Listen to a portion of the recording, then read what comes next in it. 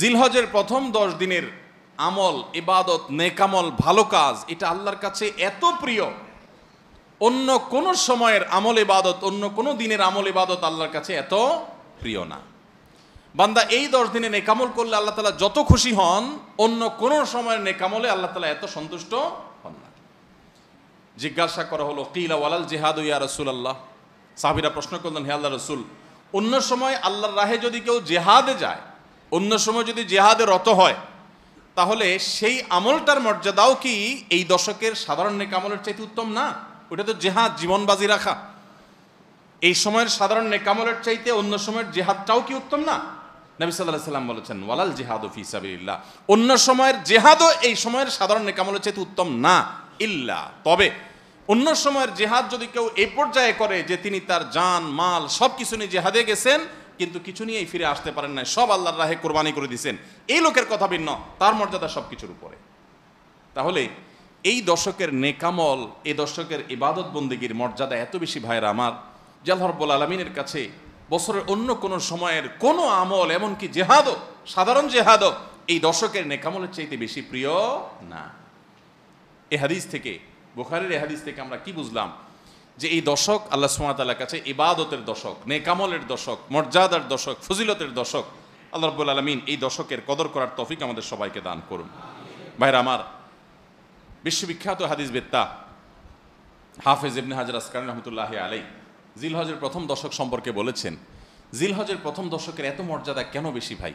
কারণ সমস্ত ইবাদাতের সমাহার এই দশকের মধ্যে আছে। ইসলামের যে মৌলিক ইবাদতগুলো আছে, প্রায় সব মেইন সব ইবাদতগুলোর সমাহার এই দশকে আপনি খুঁজে পাবেন, এমনকি রমজানেও পাবেন না সব, এই দশকে সবগুলোর সমাহার পাবেন। কিভাবে? এই দশকে আমরা দেখি যে প্রথমত ঈমান তো 12 মাসের আমল, অন্য সময়ও আছে, এই সময়ও আছে। 5 ওয়াক্ত নামাজ 12 মাসের আমল, অন্য সময়ও পড়তে হয়, এই দশকেও পড়তে হয়। রোজা রমজান মাসে আছে, এই দশকেও রোজা আছে, প্রথম 9 দিনই রোজার কথা হাদিসে আছে, আবার বিশেষভাবে আরাফাতের দিন রোজার কথা আছে। তাহলে ইসলামের তৃতীয় রোকন রোজা, রোজা অবশ্য হজ হলো তৃতীয়, জাকাত হলো তৃতীয় রোকন। জাকাত অন্য সময় দেওয়া যায়, এই সময়ও দেওয়া যায়, তাহলে জাকাত আদায়যোগ্য সময় এটা। আবার রোজারও আমল এই দশকের মধ্যে আছে। আর হজ তো হয়ই এই দশকে, হজের মূল কাজই হলো এই দশকে, ফরজ কাজগুলো সব এই দশকেই হয়ে যায়। তাহলে এই দশকে ঈমান আছে, নামাজ আছে, জাকাত আছে, রোজা আছে, হজ আছে, আবার কোরবানি আছে, আবার জিকিরের জন্য আলাদা নির্দেশ আছে, এই দিনগুলোতে বিশেষভাবে আল্লাহর জিকির করো।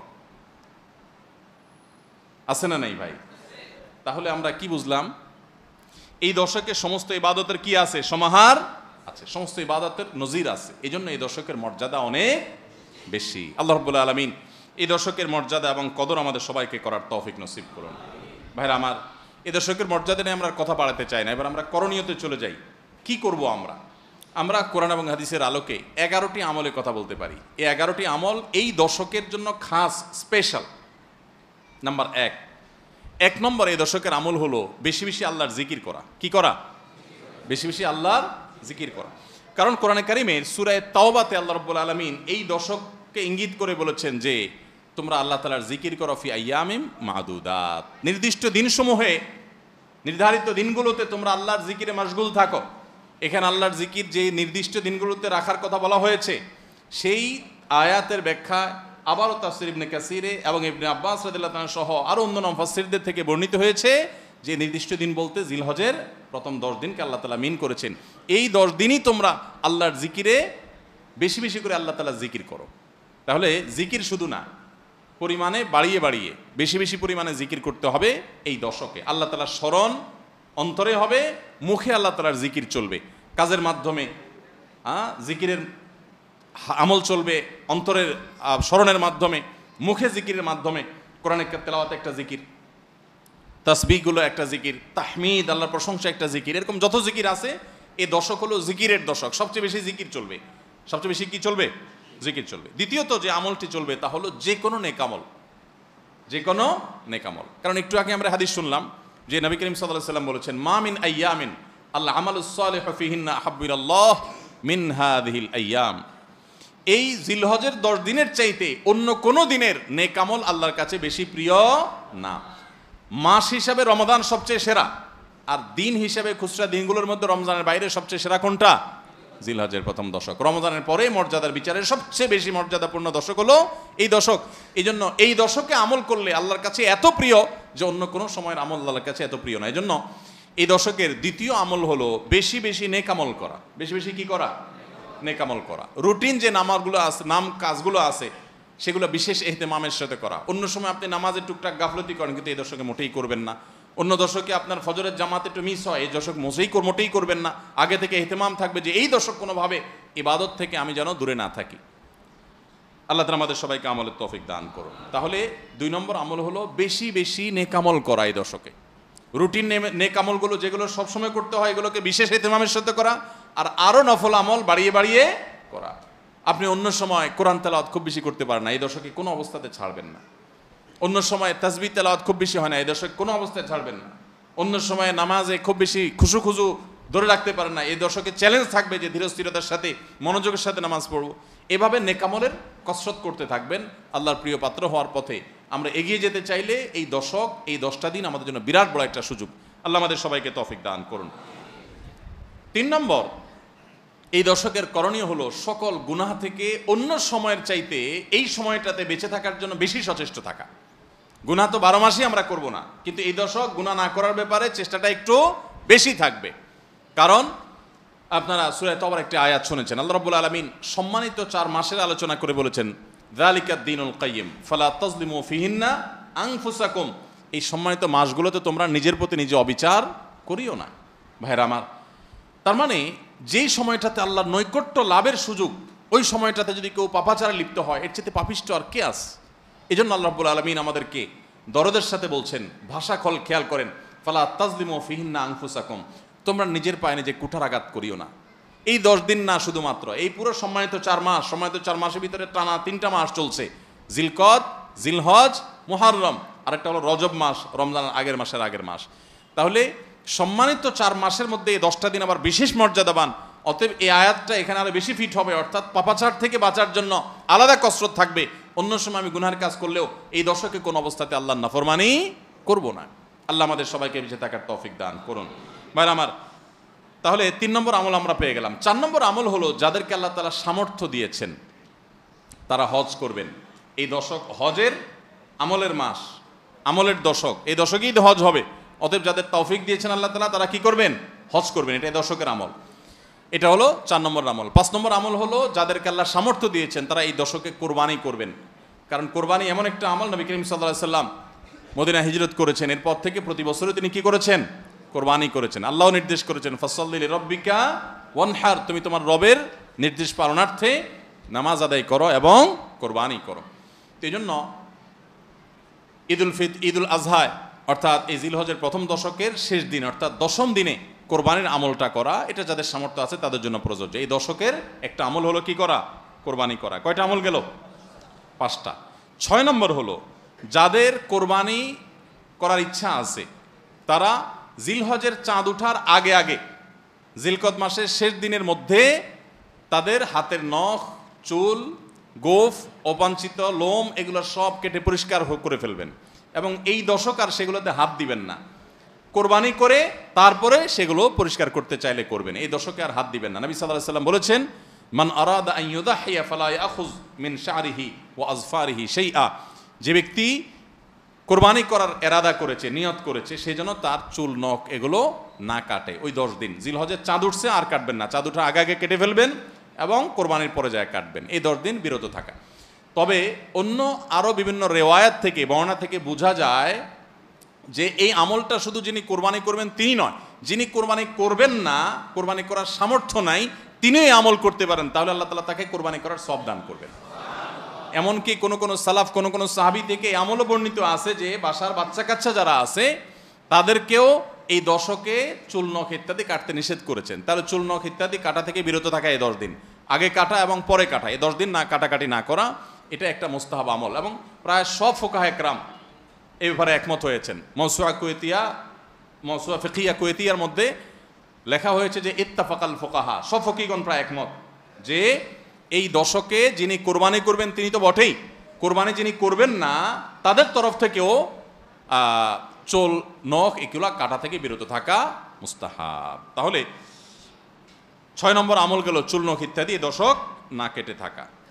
7 নম্বর আমল হলো এই দশকে বেশি বেশি তাকবীর পাঠ করা। এটা তাকবীরে মুতলাক বলা হয়, সাধারণ তাকবীর। আল্লাহু আকবার, আল্লাহু আকবার, লা ইলাহা ইল্লাল্লাহ, আল্লাহু আকবার, আল্লাহু আকবার ওয়ালিল্লাহিল হামদ। এই তাকবীরটা হলো মিন শাআইরিল ইসলাম, এটাকে আমরা করতে পারি। ইসলামের যে নিদর্শনগুলো আছে সেগুলোর মতো করে এই তাকবীরটা আমরা পাঠ করব, এমনভাবে পাঠ করব যে অলিতে গলিতে রাস্তাঘাটে সব জায়গায় তাকবীরের ধ্বনি চলতে থাকবে, কারোর ডিস্টার্ব করে না, মৃদু কণ্ঠে সব জায়গায় গুনগুনিয়ে আমাদের মুখ থেকে তাকবীর চলবে। জিলহজের প্রথম দশকে এই আমলটা সম্পর্কে নবী করিম সাল্লাল্লাহু আলাইহি সাল্লামের ভাষ্য খেয়াল করেন। তিনি বলেছেন, ফাকসিরু ফীহিন্না মিনাত তাকবীরি ওয়াত তাহলিলি ওয়াত তাহমিদ। জিলহজের প্রথম দশক যখন শুরু হয় তোমরা বেশি বেশি করে তাকবীর পড়ো, বেশি বেশি করে তাহমিদ পড়ো, বেশি বেশি করে তাহলিল পড়ো, অর্থাৎ আল্লাহু আকবার, আল্লাহু আকবার, লা ইলাহা ইল্লাল্লাহ, আল্লাহু আকবার, আল্লাহু আকবার, আলহামদুলিল্লাহ, বেশি বেশি করে পাঠ করো। এটা নবী সাল্লাল্লাহু আলাইহি ওয়াসাল্লাম নির্দেশ করেছেন। তাহলে কয় নম্বর আমল গেল? 7 নম্বর আমল বেশি বেশি করে তাকবীর, তাহমিদ, তাহলিল পড়া। 8 নম্বর আমল হলো এই তাকবীর, তাহমিদ, তাহলিলটাই বিশেষভাবে পড়া। 7 নম্বরটা হলো সাধারণভাবে রাত দিন যতক্ষণ পারেন বেশি বেশি পড়বেন, কোনো সময় ফিক্স নাই, এবং 10 দিন ফুল। আর 8 নম্বর আমল হলো এই তাকবীরটাই নির্দিষ্ট সময় নির্দিষ্ট দিনগুলোতে বিশেষভাবে পড়া। সাধারণভাবে তো পড়বেনই, আর বিশেষভাবে পড়বেন। বিশেষভাবে কখন? আইয়ামে তাশরিকে। আইয়ামে তাশরিক কাকে বলা হয় ভাই? জিলহজের 9 তারিখ ফজরের পর থেকে নিয়ে জিলহজের 13 তারিখ আসর পর্যন্ত। জিলহজের 9 তারিখ ফজর থেকে নিয়ে জিলহজের 13 তারিখ আসর পর্যন্ত প্রত্যেক নামাজের পর সবাই যার যার জায়গা, পুরুষরা সরবে আর মা বোনরা বাসা বাড়িতে নীরবে তারা তাকবীর পাঠ করবেন। আল্লাহু আকবার, আল্লাহু আকবার, লা ইলাহা ইল্লাল্লাহ, আল্লাহু আকবার, আল্লাহু আকবার ওয়ালিল্লাহিল হামদ।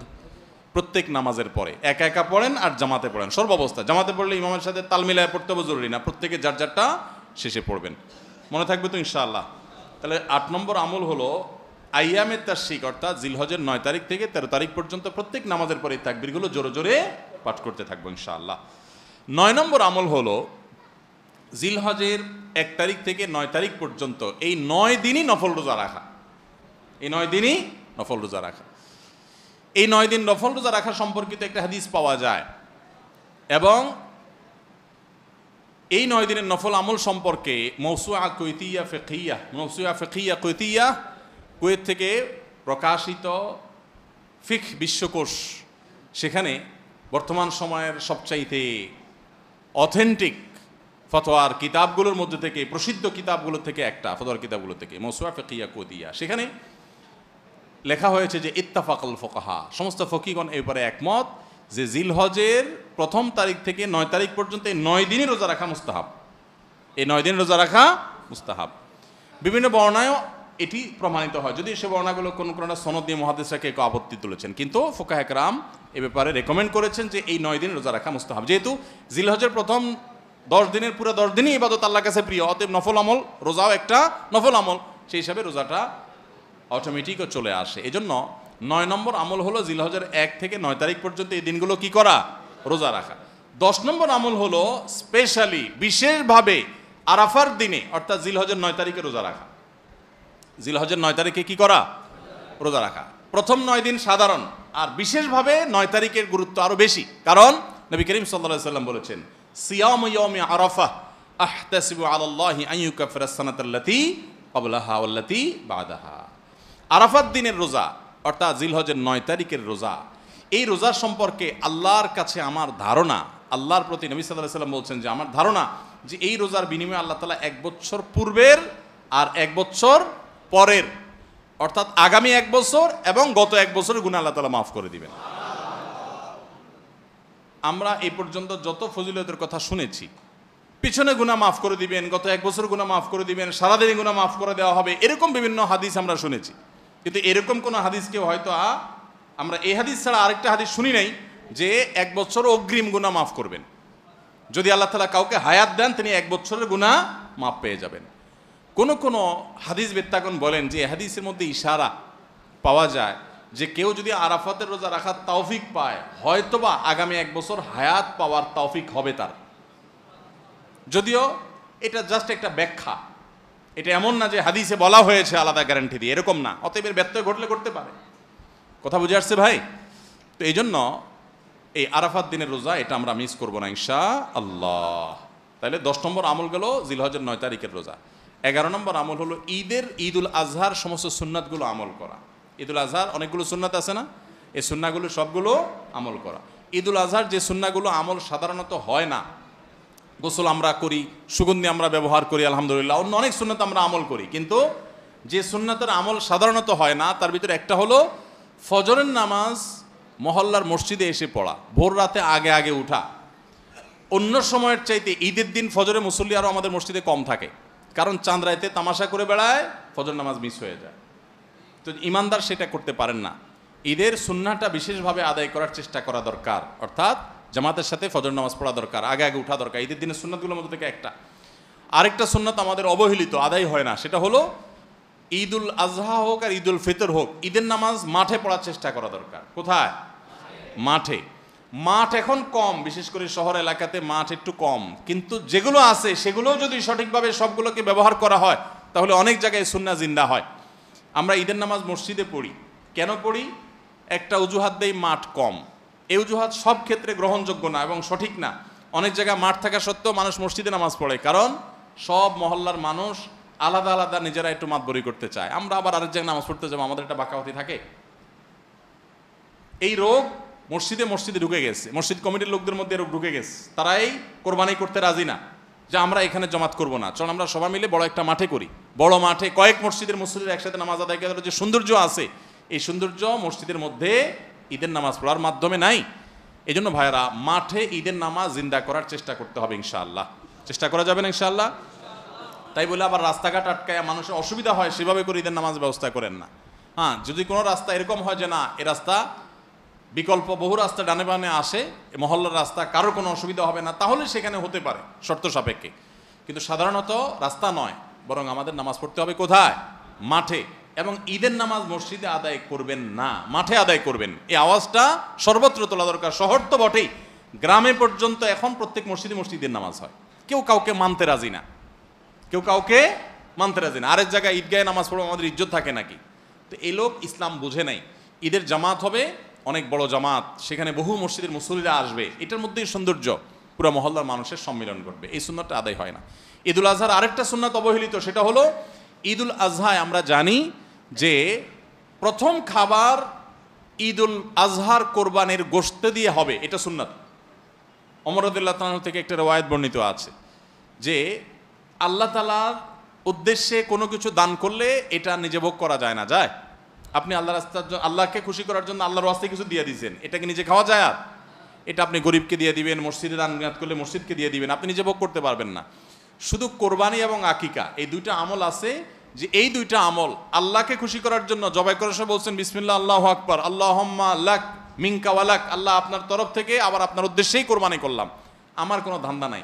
অথচ আবার ঠিকই ওইটার গোশতটা আল্লাহ আপনাকে খেতে দিয়েছেন, কারণ এটা আল্লাহর পক্ষ থেকে সাদাকা, আল্লাহর পক্ষ থেকে মেহমানদারি, যে আল্লাহ আপনার থেকে কবুল করেছেন এবং বলেছেন বান্দা আমি বুঝে পাইছি, এবার তোমাকে দিছি, তুমি খাও।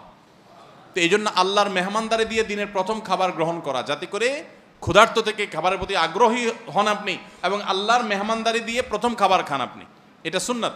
এই জন্য ঈদুল আজহার দিন আমরা কোনো কিছু না খেয়ে থাকবো, রাতে খেয়ে যে শোবো, এরপরে আর কোনো কিছু খাবো না, ঈদগাহে আসবো না খেয়ে, কোরবানির পশুর গোশত বানায়া রান্না করে ওইটা দিয়ে প্রথম খাবার খাবো ইনশাআল্লাহ। আল্লাহ তাআলা আমাদের সবাইকে এই সব সুন্নাহগুলো মেনে চলার তৌফিক দান করো। তাহলে 11 নম্বর আমল হলো ঈদুল আজহার সব সুন্নাহগুলা পালন করা।